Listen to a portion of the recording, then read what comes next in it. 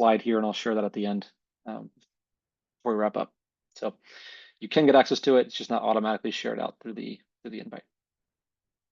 All right, so part 2 of our analytics series this month on Databricks. Last week we had SQL. Today we have dashboards. So it's going to follow a very similar format to what we did last week. I'm going to share some slides, some background on the product offering that we're going to be talking about with dashboards, how that fits into Databricks' AI BI vision and products, and then also give a demonstration. So we're going to kind of start and look at a simple, albeit more cleaned and ready to go product for a dashboard, demonstrate how you can build that end to end, either through point and click visualizations, leveraging the AI assistant to create visualizations, customize formatting, create different types of charts, parameters. We're going to talk about some things that you can do for performance tuning, sharing, collaboration. The intent of dashboards is to conduct analytics, get insights, and the best way to do that is if you can share the results easily and collaborate as much as possible in the solution. So we are going to follow a very similar example to what we did with SQL last week. I'm going to, for the sake of today's time, I'm going to skip past some of the use case. I'll just do a quick walkthrough once we get into the platform live. But I'm going to be using the exact same data sets as what we talked about last week. So if you were here last week, you'll see more of that in action. The intent today is really not to write a whole lot of code. We're not doing all of our analytics now in SQL editors and queries and alerts, but we want to have access to create visualizations and enable consumers who don't know how to code to be able to consume the results of what you've built without being a more technical expert there. Just a quick reminder again, I see a couple of hands raised. Please do just use the chat to communicate with us in the meantime. Okay. Awesome. So let's talk about dashboards and analytics. So every company, not just the ones who Databricks works with or Databricks talks to, everybody wants to enable their employees to have access to data, to use AI to accelerate the value of what their analytics drives, to be more productive. In the context of BI, that is also very true. People want to enable their data teams, their analytics teams, their operations teams to have easier access to data, to make use of it, and also have access to AI-driven solutions that, again, accelerate the ability for you to build data products and take action on those insights that you're building. The challenge with, and this is maybe some feedback that we've heard from other customers and is definitely important to how we design our products, is standalone BI solutions are both complex and they're only a part of the picture. So for a moment, imagine that I don't even have Databricks listed on the data platform down here, right? Everybody on the call today likely has a data solution. Maybe it is Databricks, maybe it's other providers. Connecting your data solution to your BI solution may come with lots of challenges. In many cases, you might be extracting your data, creating effectively offline or not live copies of your data that's not directly connected back to your system of truth or your source of record.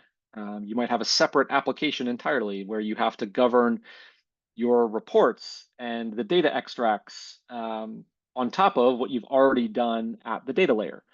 In the context of Databricks, on the bottom where you have your data assets, your tables, your views, your data models, you have Unity Catalog that can govern all of those things. And it's all kind of a native solution built into Databricks. While we do support very well working with any BI tool out there, I mentioned that in the last session where we integrate with the Power BIs, Tableaus, Clicks, Sigmas, the likes of the world, there is inherently some added challenge and overhead between picking these other solutions. On top of that, you have to then, when you're using any BI platform of choice, you have to go through a lot of evaluation of how do I want to manage my analytics suite? Do I want it to be driven through extracts? Do I want it to be driven through live data? Do I want to add this complexity of another solution? And do I want to have a disconnect between my BI provider and my data solution? I.e. in Databricks, you have Unity Catalog that captures all of the metadata and assets about the things that you want to work with. That information isn't inherently passed to any BI tool of choice. But the benefit that a native BI solution offers when it's built directly and integrated directly with your data and ecosystem is that it's fully unified, it's scalable, and it's intelligent. And with Databricks, you get the best of all three of these. It's unified in the sense that when you create data assets, when you invest the time to improve the quality of your metadata, your table descriptions, your column names, descriptions, all those sort of things, it creates a far easier experience for users to get the analytics and insights out that they need to from your data. On top of that, just like other products in the Databricks platform, we don't charge for separate licensing. There's no additional license or user-based cost to use the dashboard products and features that we offer.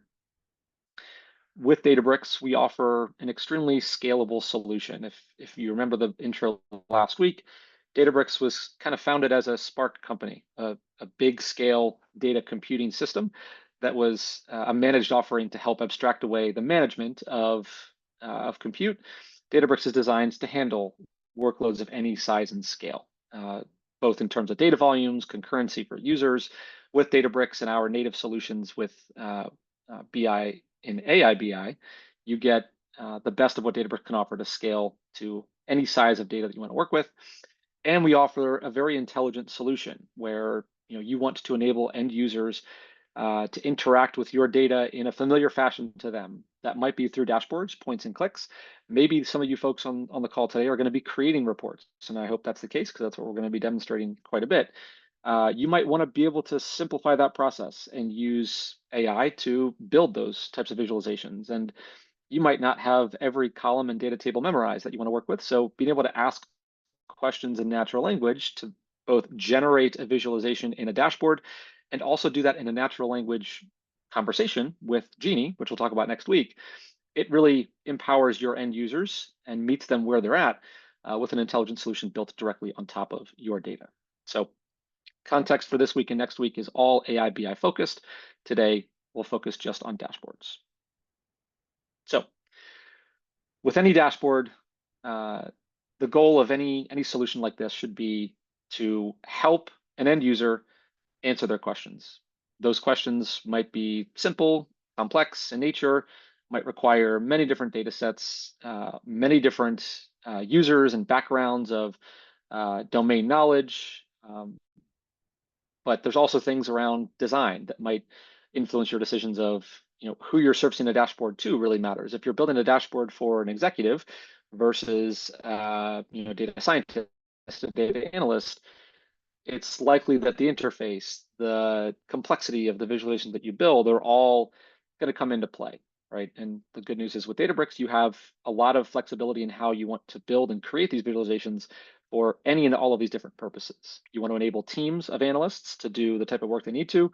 You want to enable executives to get the top line dashboards that allow them to run the business. All those things are very possible on Databricks and can all work directly from live data updated in real time.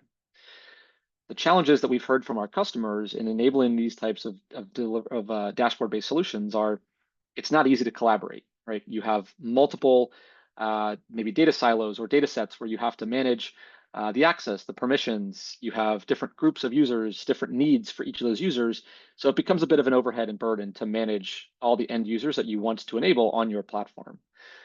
On top of that, a lot of BI providers out there today are fully capable of handling size and scale, right? We integrate great with many and all of them, but unfortunately, there are definitely cases where BI tools can't handle the size and scale of maybe what's advertised. There may be complexities, there may be requirements in how the data is stored and structured in order to get that performance. But ideally, you want to have a solution that is performant out of the box without requiring a ton of overhead and management on the actual data itself. On top of that, big challenge to manage the governance with various different data silos, deployment mechanisms to productionalize a dashboard, manage the infrastructure of all the different things that go into serving a dashboard. And then, of course, enabling high quality AI solutions on top of your data. The concept of a co-pilot or an AI assistant has been around for a long time. Tableau, Power BI, lots of other providers in the space have enabled some amount of kind of a natural language interface where you can ask questions, get answers. But that type of solution is only going to be as good as how connected that is back to your data and semantic model. So Databricks offers a unified solution combining the best of what we offer in Databricks SQL for performance, simplicity, ease of use to power the compute for your dashboards. It's all connected back to Unity Catalog, so your data assets are not moving or being replicated, using them directly as they exist in your catalog structure.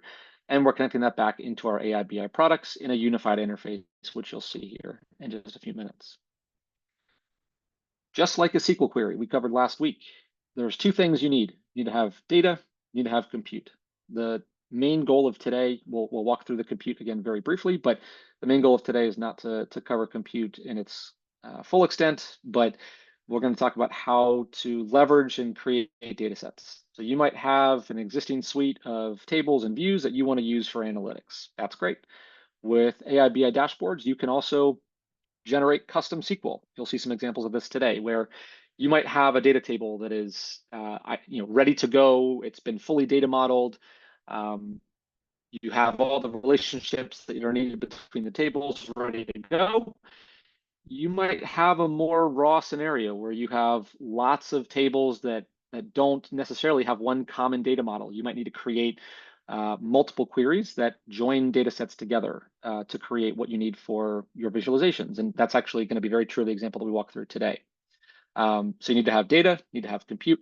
In this case, with AI BI dashboards, it can be existing data or newly created data, by which you then create visualizations, impart customization on your dashboards, charts, filters, et cetera. You're going to see all those things built into the solution. So I have a couple of slides that kind of walk through what I expect to walk through live in the platform, but really what I hope you take away from today is that doing these things in Databricks is extremely easy. In Databricks, I mentioned that we don't, some of the benefits of our dashboards, we don't have a licensing cost. There's no, per dashboard, per user cost. In Databricks, it's the same as any other product in Databricks, where the cost is coming from the compute. So, the size of your warehouse and cluster is what determines a few things like performance and the actual cost of a dashboard, but there's no cost for the dashboard itself or the users that you want to enable it. So you're going to see how to create a custom data set, how to build a dashboard and canvas and customize the look and feel, the layout, the charts, the visualizations, the formatting, right? There's a lot of different components that go into this. Frankly, there's a lot of features that we offer now that we won't be able to cover everything in an hour or 45 minutes, but hopefully this is enough food for thought for you to then go back into your existing Databricks environments, assuming you have one, and start to test things out. See how the experience is for yourself to get a better sense of how that works. As much as possible, I'll try to make a connection back to some of these things as we're demonstrating how to build them, but these are often some of those things that I'll say they sit a little bit outside the realm of an analyst, but I think are important for this audience to be familiar with as well. So we're going to, all the last two slides we'll cover more in depth in a demo. So hopefully not an issue that I skipped through those quickly, but let's imagine now that you have a team of users that wants to build a dashboard and use a dashboard on Databricks, right? What are the benefits that they're going to get other than the fact that we don't have the user license costs? It's a unified experience, built-in UI, all those things, right? With Databricks, you have the following benefits that are a little bit behind the scenes, not things you can see in the UI necessarily, but are things that will impact you. So all the SQL warehouses in Databricks offer best-in-class performance, lower total cost of ownership compared to other solutions out there in the market. So using Databricks SQL Compute, you're getting the best bang for your buck and the best performance on the market with our warehousing. So the performance of the dashboards that we offer and others are going to be very performant. Databricks dashboards are of course rendered in a browser. So we support client-side filtering and aggregations. So there are many benefits in terms of performance that don't actually, let's imagine you have some smaller data sets or you're doing very common filter operations on your dashboard. There's times where we don't even have to run a query. We can cache that information on the client side to do some of the simple things like filters and aggregation calculations. So it saves you on performance and time. All that can be done directly through the browser. On top of that, we have in our dashboards a 24-hour result cache. So again, imagine you start your day looking at a dashboard. you want to see those things refresh very quickly when you load them the first time. That happens with our result cache. So if you come back and look at the same query after this period of time, it loads them instantly. So you don't have to worry about recomputing and performance. On top of that, we support the query filtering, optimized loading for concurrency. Number of users is really not a limitation with our dashboards. So you can have thousands of users that are coming to Databricks dashboards and using them all at the same time for all the different advanced needs that you have. So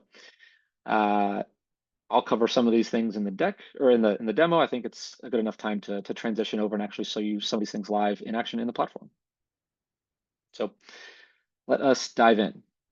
So I'm going to just make sure I'm refreshed on the latest version of what we're looking at here. So I mentioned that we're going to be covering the same data set as the last time. So the quick background on the use case, let's imagine we're a manufacturing company that has a bunch of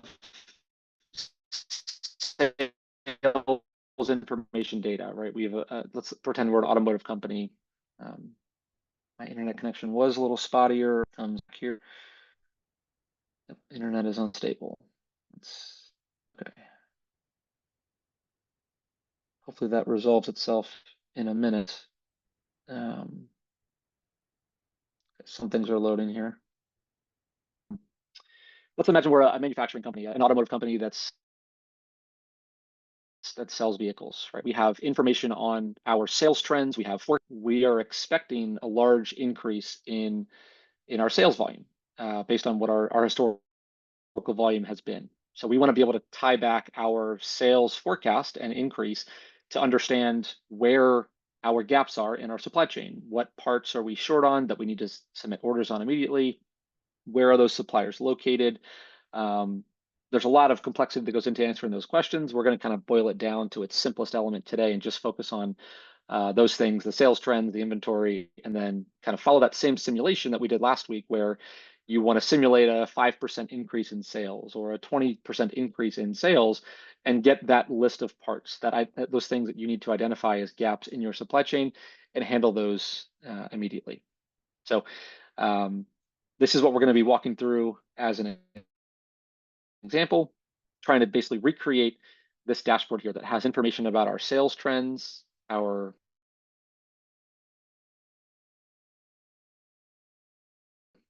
inventory that shows us all the parts, the suppliers that we've loaded or that we've ordered parts from, and then that sales increase simulation. So we're going to walk through my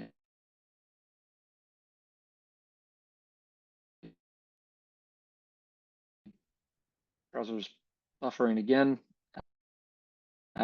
Keep working through it.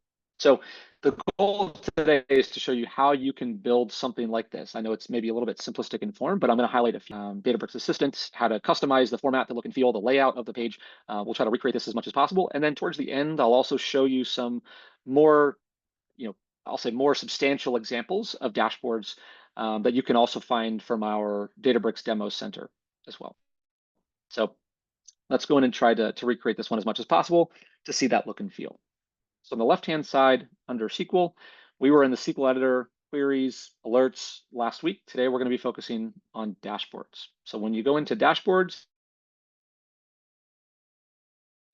what you will see is a list of dashboards that you have access to.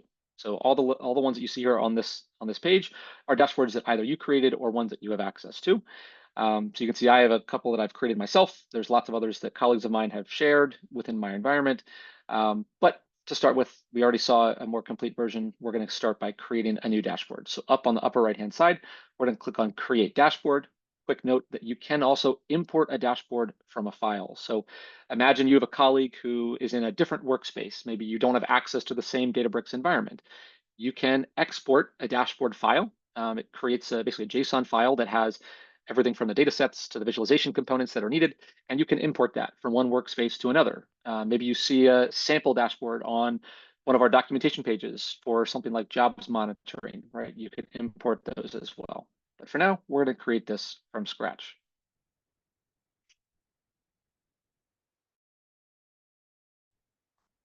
All right, so when you create a dashboard, there are two things at a minimum that you need: data and compute. Hopefully that point's been made clear. So data over here is the more expansive component.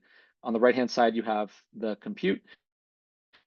Again, there should be a default warehouse that gets selected for you. In this environment, I only have access to one, so it's not going to be any different. For some of you, you may only have access to one compute option. But if you had multiple warehouses, you can choose those in this dropdown over here on the right-hand side.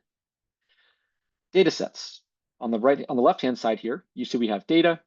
On the top navigation panel up here, hopefully you can see my mouse, you see we have data, we have untitled page, and then we have a plus button. So think about data as where all of your data sets are going to be tied to this dashboard. These can either be existing tables and views. We recently launched something we call UC or Unity Catalog metric views as well, for those more familiar with a semantic-based model rather than a true data model. You can create and connect any of those assets into a dashboard. So for example, I want to add a data source. In here, it's going to populate, assuming my connection is okay, it's going to populate some example tables that I've recently looked at. I also have the option of searching across any and all of my catalogs. So demos, Genie, manufacturing, operation planning, operations planning dot. It's going to load all the tables in that catalog, and I can pick any one of these tables. So I can pick an existing table. I don't have to write any code, and I can pick that table. It's going to show me the output of just running and querying the entire table, right? So this creates a table, right? Because I selected a data source specifically. If you notice, I still have this other untitled data set up here. This could be used to write a custom query, which we will do in a minute. This could be used to upload a file. At any point, you are capable of having multiple data sets in the same dashboard. The benefits for that are, I'll say many, that you need to leverage for a use case like this, where you have data that covers different topics, but they're related enough. So we have sales data for vehicles, inventory for parts. They're connected through the actual manufacturing build process, through a bill of materials, a BOM. But all we really care about as an analyst is, what are we selling? What parts do we need, right? So they're linked through the parts to a vehicle ID. That vehicle has sales associated with it. You might want to create a data model that doesn't already exist as a view or a table. You might want to have data sets that may not have any common linkage at all that you still can populate in a dashboard. Oh, good call. Yes, I can try turning off video, see if that will help the bandwidth. Thank you. Hopefully it's not too bad. Thank you. So you can create a custom data set, use existing ones, right? So I just showed you an example of how to load an existing table here. This has a list of various parts, the part name, the part number, the supplier for that part, and then any tariffs associated with that country that we've noticed and put into our parts, maybe part master list. So all you need at a minimum is to have some table connected. So I'll just remove this data set because we don't need it right now for the purpose of just creating a visualization. I'll delete that, right? So now I have one data set. You can always rename, add, clone, remove all these at any given point in time by hitting. When I go to this untitled page over here, we call this a canvas. Think about this as an actual page that shows up in your report. If you recall from the one that I showed that we're going to be recreating, the first page that I created was sales trends, right? We're also going to be creating a page called inventory. And we'll call it in this case, I'll call it, what if analysis. What if we have a spike in sales and we want to manage all those things, right? So you have, we call them a canvas. These are things that you can create different tabs for your visualizations and dashboards. So once you have a data set added, you can start to add visualizations. At the bottom, there's a helper list of all the different things that you can do with what is in your canvas and your dashboard page. So to start with, I'm going to add a visualization. When I add a visualization, it's going to give me the option to create a visualization with our Databricks assistant. We'll see that in a minute. It shows you some pre-populated options based on the auto-selected data set. So I have a data set shown here. That is that table, auto supply chain network visibility. Right now, that's the only table that I have.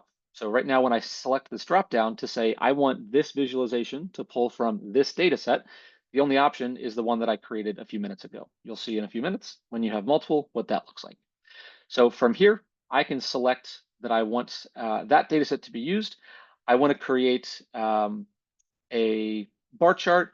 On the x-axis, I want to show the, let's pick the part number, and then I don't want to create this as an aggregation. Notice how when you pick a field, it showed that this part number is actually listed as an integer or a numerical field. You can change that to be a categorical attribute by selecting the object in the dropdown. So under x-axis, the fields from the tables that you select, that option there always has a dropdown. This is also important when you want to do things like customize an aggregation. In this case, though, let's say I want to look at the part tariff amount. I want to look at the maximum tariff that we see on that country and create a chart. So this now shows me for all the parts that we have, what are the tariff percentages imparted on that particular part type. So now we have a simple visualization created just as a reference. So that's the simple process of creating a table or a data set, creating some views. Let's now create some things that actually tie back to our sales data. So I mentioned that we're going to have a couple of example queries that combine multiple data sets that may or may not already exist. So it is important to understand how to create visualizations or how to create queries as somebody who is creating dashboards. The reason for that is what I described a minute ago. You may not have all of your data assets in perfect shape. They may not be ready to go. Let's create a data set from SQL. It's slow still. Apologies again. Hopefully it's not terrible on the audio. So we have a data set here, untitled. I want to create a query. I want to load data from my sales table and my forecast table. So in my schema, I have a table called auto sales. I have a separate table that another analyst or maybe a data scientist created called auto sales forecasts. So these two are separate objects that I need to bring together to make sense of my actual sales history data connected back with my forecasts. So in that case, I'm writing a simple SQL query that unions those two tables. On top of that, I'm joining those data sets with a vehicle master table that contains the prices of those vehicles. So I want to be able to look at, volume of the quantity sold for every vehicle type. I want to look at the average sales price, the total revenue that we're generating from these prices, and this is going to be the data source that I use for our sales trends. So this new untitled data set, you can rename to give it something business friendly or recognizable. You can name it something associated with the tab of the dashboard or the canvas that you want to connect it back to for simplicity. So I created a data set. I'll hit run. That way I have an example output of what my data sets look like, and I know what fields exist, what I might need to create as we go through adding the visualizations here. So we have a data set that has the make, the month of the sales, the sales quantity, forecast quantity, and the vehicle price that was sold. So let's go back into sales trends, right? This was just a very simple creative visualization walkthrough, but I'm going to clear that one out and could create some new ones. So let's create a visualization with the assistant here. I'm going to select a different way to create a visualization. It's always tied back to a data set. You got to pick the one that you want to use. You can have multiple. So I picked sales trends. I'm now going to say, sure, I want to look at sales quantity by vehicle program. That's a chart that was auto-generated for me. It's going to create that visualization. And this looks good, right? It does exactly what I asked it to do, but maybe I want to look in this at a trend. So I'll say, just add the text by month, and it's going to auto-generate a chart for me that shows the sales trends for that vehicle program by month, right? So this gives me a little bit more detailed view into our sales trends and history over time. If you wanted to change the look and feel of the chart type, you can certainly do that. For the visualization, I could change this to a line graph. You can see the chart type changing. In this case, I'm going to keep it as a bar graph. I think that looks good for what I want to do. And then you can see at the top that it's also just going to ask you to accept or reject, right? Think about reject as it didn't generate the right visualization, provide some feedback as to what it was missing. In this case, it got it right. I'm looking at the different make and models with the actual sales trended over time. So very simple way of using the assistant to create a chart. Now at the top, if you remember the dashboard that we're going to be recreating, we have a couple of things added on here. Things like filter controls to change the things that we toggle on and off in our dashboard. So end users want to be able to flexibly filter between different items in their fields, filter between different dates, filter on range of a continuous value like a price, things like that. So let's add some of those in here as well. So we added a visualization on the bottom. It's a little bit small in the text, but hopefully you can see add visualization, add a text box, add a filter. A filter can be one of two things. A filter can be a field or a parameter. The most simplistic use cases are all going to be fields. Your filter, which is either the table or the SQL query result. We'll see an example in that what if analysis of how to build a parameter-based widget here. So in this case, I created a widget object that shows up here on the page. Just like with the chart types, you can expand by hovering over the border to change this object to various different sizes, horizontally and vertically. If you see a little bit as I'm scrolling through, there's a little bit of a background, a gray box that indicates kind of where things stand. Like I can't have, basically we have a box or a grid-based system for where those charts show up. So this widget I can resize, rescale as is needed, but let's start off by just creating a filter on one of our fields from that sales trend data set. I'm going to pick that vehicle program, which is the name of the vehicle, the make and the model. So this is our vehicle type that has a drop-down list. Now in that filtering widget, you can determine if you want that to be a single value selection, a multiple value selection, a text entry, if you want to have like an open text box for users to search through their values. So you have lots of options in how you enable the experience. If I change this to text entry, you'll see it just becomes an open box where users can start to search. And if I start typing, it updates the values on the page. So we have, I search for Volk, it pulls back all of the different vehicles that match that search bar title. The same experience would be there for end users as well. In this case, I'm going to select multiple values. So that means that a user can select any number of values that they would like to in this data set. Okay. Let's add another one, filter. Let's create this on our sales trends month attribute. So for a date field, I might want to enable my users to filter on, you can select this either as a date picker. So you're picking specific date value that you want to leverage, or a date range picker. So before and ending at a specific date and time.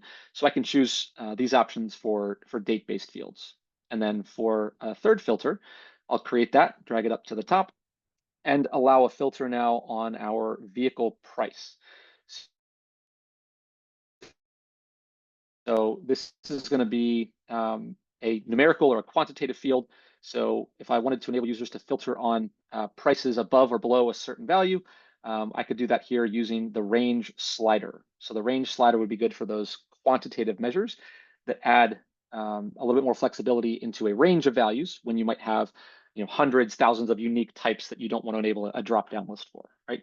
So these widgets allow that flexibility for an end user to go and conduct the analysis they want to do. Awesome. So I've created a couple of simple visualizations and some filters. Let's now create some KPI charts. Let's go in to create a visualization. Pointed up here, when I'm hovering over the object, you can see the little kind of grabby hand symbol. That's what allows me to move this across the page wherever I want to. I just move it above the chart from down below. So a KPI chart, that might be the more common name. We call it a counter chart. Think of this as though a metric chart that you want to create. So in this case, I might be interested in knowing how many vehicles have we sold? right? On the right-hand side, you could use the assistant, of course, but on the right-hand side, you have value. So in my value-based field, I could select my sales quantity column. Sorry, wait, hold on. Did I select the wrong? No, counter. I'll select sales quantity.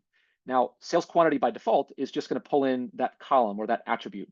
But if I want to look at the total, I need to select the sum. This is going to find the total number of vehicles that we've sold. If you have a record for every single sale, you might be doing a count, right? Depends on how your data is structured for what aggregation type you choose. So this is indicating to me that we have sold in the last year and a half or so 30,000 different vehicle types. Now these widgets can be a little bit more customized than those filters. I can add a title that tells me my total vehicles sold. You can add a description underneath that that tells me, distinct vehicle sales from, from dealers, right? You can add a little text box and notice of the description of what this KPI is, how it's calculated. You can also customize the look and feel of the values themselves. So I've heard this feedback from other end users that they didn't always know where to find ways to format the charts and things like that. So it's important to know that these objects that you see on the charts, when you click on that drop down, you'll see three things in most cases: the value, the style, and the format. So the value is like, what field or what object in my data set do I want to select? For metrics, you'll see operations to transform them. You saw before there was a way by which I selected the part number as a categorical attribute that will show up depending on the type of visualization that you saw. But then you also have style and format. So style will be for customizing the things like the font, look, feel, size, color, all those things can be changed. Alignment in the text box, right? So you can really customize these to look the way you would like them to by selecting that drop down and going over to, I'm going to be adding that one in a second, but imagine you want to have your KPI change based on a condition, right? You don't want to have just a static color. You can certainly do that as well. So now I'm going to take this KPI chart. I'm going to, just for simplicity of getting these other boxes on the page, I'm going to clone them. When I go on the right-hand side on the top, you'll see options to delete the box, clone the box, etc. I'm going to clone these and just create a couple of additional widgets. So I have the total vehicles sold. Let's now look at our total revenue. So I have now another box that I want to highlight revenue for. So in here, instead of selecting sales quantity, I'm going to select our vehicle price. So the vehicle price is going to now total the sales volume that we saw for all the different vehicles. Now, this is a numerical, a quantitative value. We may want to format this as a dollar sign. You can do that on the third tab by going to Format, go to Custom, select a dollar amount. So that will tell us our total revenue that we've seen for these vehicle types. Third one, let's do something a little bit more complex. The target attainment is the third one that I want to put together here. So let me actually create one more visualization to maybe highlight what this is going to show us. Let's create a quick line chart. So I've created a new chart type, a new visualization. I want to create a line chart where my x-axis is the month. On the y-axis, I want to display my sales quantity. And I also want to display my forecast quantity. So on one chart, an x-axis as a date, I have two metrics, the sales and the forecast quantity. You see a small window here that has some overlap. So a couple of months old here, but imagine we are an analyst looking at our recent sales history. We want to know our performance during maybe our fiscal quarter of March through May. I want to create a calculation that can determine what was our actual attainment for these forecasts and that goal over time in this case. So in my data set, I have the sales quantity, I have the forecast quantity, but I don't have a way on this page of visualizing exactly what those are. I don't have a relationship between these two that's already defined. So let's go back to the data set tab, right? At any point in time, you are editing a dashboard and a canvas, you can navigate between the data set and the canvas, right? You don't need to hit save. all of it auto saves in what you're working on. So I'm back now on the dataset tab where I have this data set with actual sales and and forecasts of what actually was supposed to happen in that time period between March and May. But now I need to have a custom calculation that for sales and our forecasted quantity to determine our percent of our target or percent of forecast. So I'm going to jump over into a custom calculation. So custom calculation you'll find on the dataset tab just above the results table on the right-hand side. Custom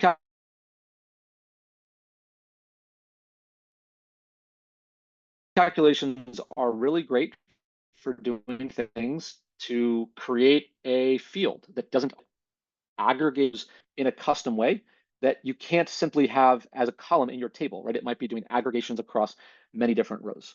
So that I call target attainment. This is going to compare my sales quantity and forecast quantity. So what I've done is I'm going to copy and paste this into the expression just so I don't have to type it all out. I've identified all the months in which we had sales values and we've had an actual forecast that was generated. And I'm going to look at the relative percentage between them. So look at our total sales over our forecast to get a percentage attainment for that goal that we had set out. So again, the calculations are really great for those things that you need to define a custom metric or a custom KPI for that you can't build necessarily without having to pre-compute them. These are not pre-computed. They will auto calculate and change on the fly as your end users filter through the dashboards. So they're really great to add that flexibility. So let's create that expression. You'll now see in the output field, so I have my query with my data table here. If I go to schema, I can also see those measures that are populated. So these are custom calculations that I've defined at any given point in time. I can go back in here and edit or delete them, and certainly can add more than one. You're not limited to just one per data set. So now we have that target attainment attribute. Let's go back into sales trends. So that third bucket here, I want this to show my target attainment. So in this case now, my metric value is not going to be, I'm going to look at a measure. The one that's always going to be populated there is a count. That shows up for every data set. But in this case, I want target attainment. So in this case, my target attainment shows that we've actually only sold 48% of what we were expected to sell over that time period where we had an actual forecast overlaid with our sales. This is, of course, a relative percentage calculation. So I can do the same thing as what I just did for the numerical dollar symbol. Select that drop down here, go over to Format, Custom, and select a percentage sign. So it automatically handles the times 100 multiplication and adds that percentage symbol to my outputs there. Last chart that I'm going to create is just a simple reference. So we have kind of a simple trends, easy to digest, maybe good for an executive to say, here's our sales trend over time. Let's get a quick visualization in here that adds our sales quantity by vehicle program, kind of that simple one we looked at before, but now not broken down over time. And just keep that up here so our executives can see what our top selling vehicles are over time. So this creates that first tab of our dashboard that we had before. You can see that over here, right? We have kind of the same chart, look and feel, all those things. Maybe one thing I'll add is that conditional formatting. Let's go into the value format. We've already added that percentage symbol. Let's go into style, conditional style, and I'll say if that value is greater than 90, then I want the text to show up as green. That indicates we're super close or met our sales goal for the quarter, exceeded forecasts. However, if it's less than 90, which we certainly are in this case, that will show up as red. You could certainly cut 70. We'll see some examples at a more granular level here. So if we're above 70, that means that we were close enough to meeting our forecast or target. If we're below that, we're going to format it in red. So the formatting, the color will change based on the values. So let's now look at this data here that I have for sales trends. I want to publish this for my end users to look at. So right now I'm in a draft mode. I'm the only user that has access to this dashboard by default. If I want others to see it without being able to edit it, I need to publish that dashboard. So I'm going to publish this dashboard, and you'll see two options show up for you. The first one is embedded credentials. What embedded credentials means is that when other people come to your dashboard, they are going to see the exact same thing that you see. The reason why there's a little caution here is because this enables what we call shared data permissions. In many cases, organizations are going to have tables that have fine-grained access controls. For example, you might work on a particular vehicle type where you're not able to see sales for every vehicle, or you should not be able to see sales for every vehicle. So your data owners may have already put in a policy where you can only see the rows that you have access to. This embedded credentials, it bypasses that. It puts the view of the end user in the same light as what the creator has. So if I'm an elevated access owner and I can see everything, so will my end users. So we recommend in most cases to use this option to not embed the credentials. However, there are certainly valid use cases for that first one. However, that's all you need to do. Select publish, and you'll now see a published dashboard. So again, with edits and drafts, you never have to hit save. It's auto-saved. You're working from that version, and you can easily toggle between the draft mode and the published mode. So when I hit that published mode, I have a slightly different URL. You can see it's in a published fashion, and I have now a little bit wider view. There's no the charts because now I'm just in a view mode. I'm consuming the output of a dashboard now rather than showing how to create that. So now I have, when you're consuming data, you can click on a particular vehicle make and model that will update and cascade that to the appropriate charts where that data is overlaid. I updated all my other charts to show that sales trend and history over time. You can see it updated, my total vehicle sales, the revenue from one vehicle alone, the target attainment updated. So I can click that to go back to that default view, or I could use that filter selection that we added down here. So I'll now add the 2025 Felstra I picked and provide that level of output. So that's a pretty quick walkthrough of the features at your disposal to customize and create visualizations, as well as a quick walkthrough of how to kind of consume them as an end user. So now I think for the sake of time, I'm probably just going to demonstrate the other two tabs very quickly to highlight that sales simulation increase, so we can talk through some of those things as well. So this is the now finished version of that dashboard that I created just a minute ago. And repeat the definition of publish. Sure. So let's go back to the one that I just created. So I have, when I went back in the very beginning to create a dashboard, you start out in what we call an edit mode or canvas. So you're building charts, you're building filter options on the page. So you're controlling all of that in an editable mode. When I go to publish, anyone who I share that published link with, they're just a consumer of the information. They're just viewing the output. They're not actually able to edit the page unless you give them the appropriate permissions. So think about a published as like a production version of the dashboard. Edit would be where you make changes. So those are two, good questions, good important things to understand. So let's go back to this more completed version, and I'll do that quick simulation that we did last time in a SQL query. So I have set up in this dashboard, I'll go to the edited version of this more complete one for the sake of time. I have a data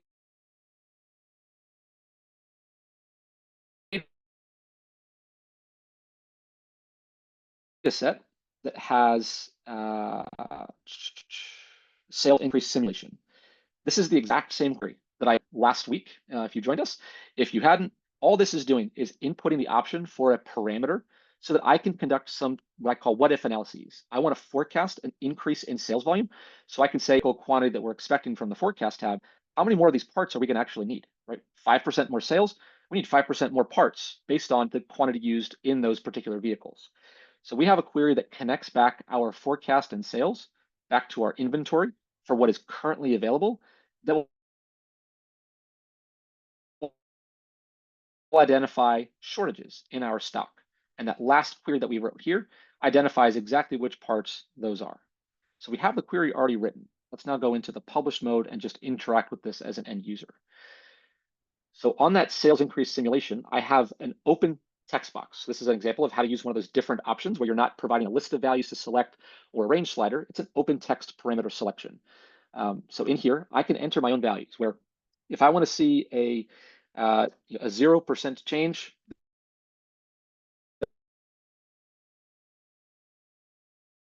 that's just going to be basically my current demand is exactly what my increased demand is. I can still use this to identify the on ones that meet that criteria. So right now, there's a few parts that I still need some additional stock for.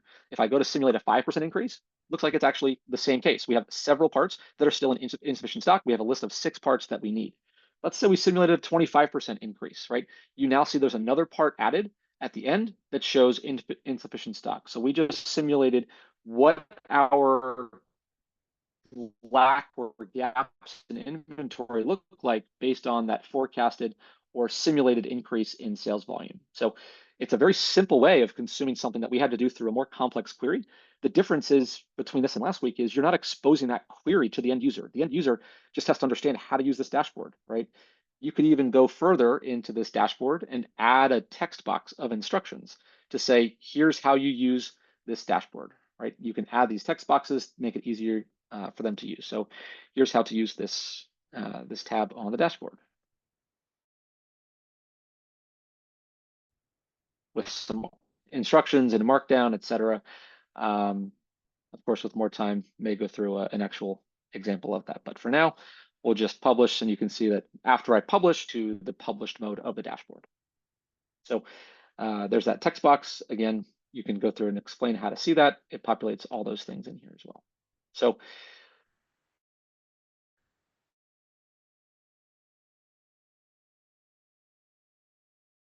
I hope this was a good walkthrough. I'll save a few minutes so I can make sure we catch up on the throughout. So we'll make sure we can answer those if we haven't already. But yeah, hopefully this was a good walkthrough of how to create dashboards, how to consume them. A few things maybe that I didn't touch upon yet, now that I'm realizing it, looking at this page, are how you can schedule refreshes of the underlying data sets from a dashboard, and also how you can embed the dashboard. 2 things that I didn't cover real quick.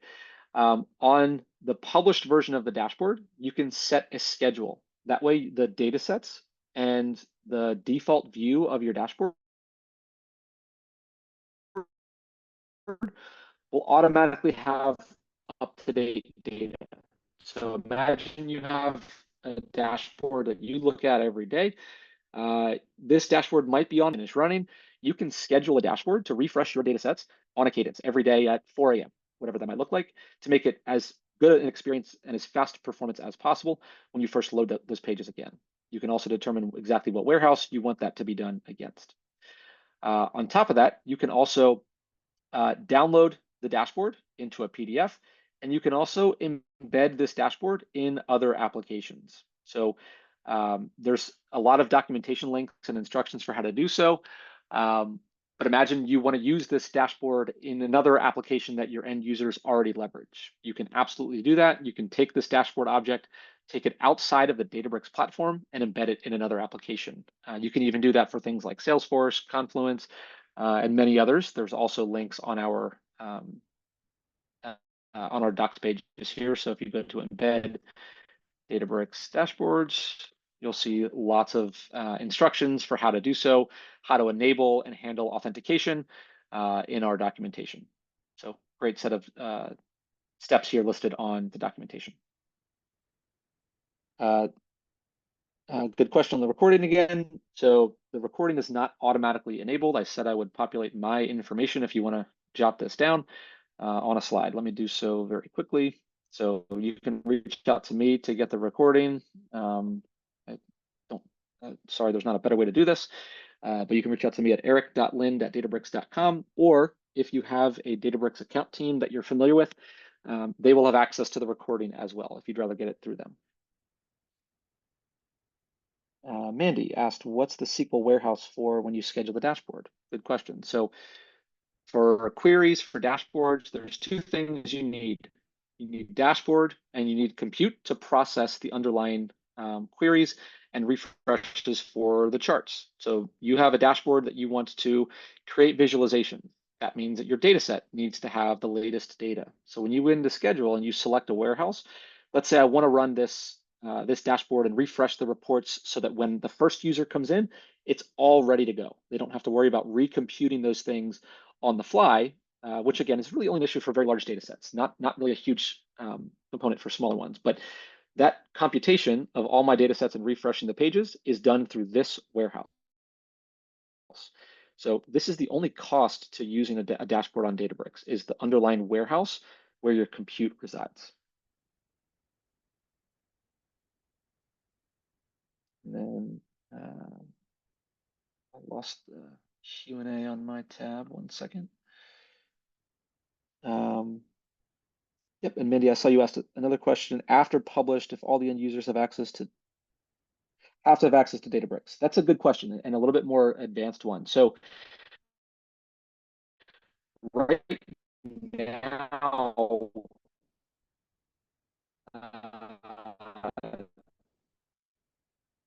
the answer is yes, that you do need to have access to Databricks, even if we're at in another application. You user on Databricks on, if you use Okta or Entra ID, your users do have to be a part of the application access to Databricks.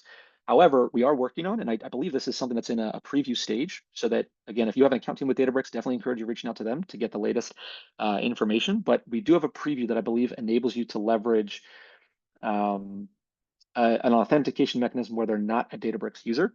You can also today set up that embedded credentials view where you could have something like a service principal. Think about that as like an automated service account rather than an individual user. You could set that up as well for embedding the dashboard. How does data refresh work with different data sources? Good question. This is going to refresh all of those data sources that I've added in a dashboard. So it's refreshing all of maybe I should clarify. It's refreshing all of the data sets that are used in the actual dashboard itself. This is the edited one that I created.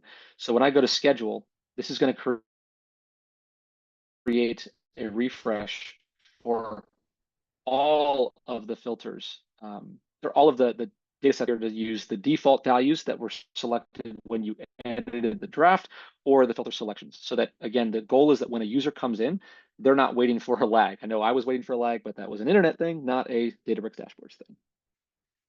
And then in the emailed dashboards, is there a way to get rid of the footer?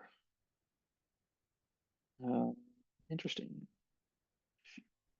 Download a dashboard or email dashboard. I don't know if that's, sorry, I wasn't quite following that.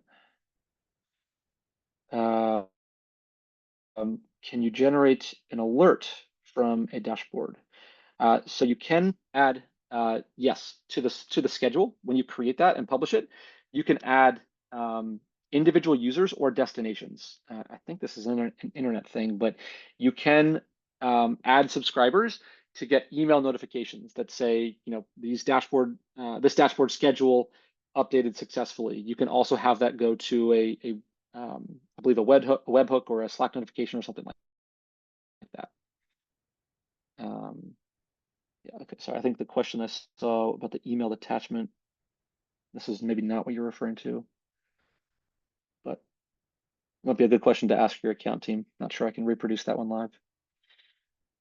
Awesome. I think the only thing that I maybe ran out of time to do, I still we have a lot of folks on, so if you're able to stick around for a minute, I can maybe just show you some other more complete examples of dashboards that I can get rid of this Zoom window, blocking my tabs. You'll also see when you go to your Databricks environment, if you go to dashboards, the homepage also has some samples that you can look at. So this is a good too if you want to see some example visualization types based on sample data in your Databricks environment. You can come in and look at these as well. Here's an example. This is actually one of my favorite dashboards that we have internally to reference. I think it does a good job of showcasing different visualization types, customizations, filters, things like that. This is actually, I think, going to be something we use for reference going forward. If you want to keep up with these webinars, we'll have more of these going forward in September, covering a lot of the same content, but good just to share with your colleagues as well to look out for that starting next month. So stay tuned for us next week, where we're going to go into an example of how you can leverage this type of this platform in Databricks to leverage natural language analytics on top of your data using Genie. We're going to cover how to build a Genie space, follow our best practices end to end, and then also integrate this with other applications and other solutions. Where again, you can meet users where they're at rather than having them come to Databricks for every odd use case. But stay tuned next week. It's next Thursday, not next Tuesday, where we will cover Genie a lot more in depth. Awesome. With that, I will stop sharing. Thank you for bearing with us again with the internet, but hopefully it came through enough that you can all ask some questions and get food for thought. Thanks for joining.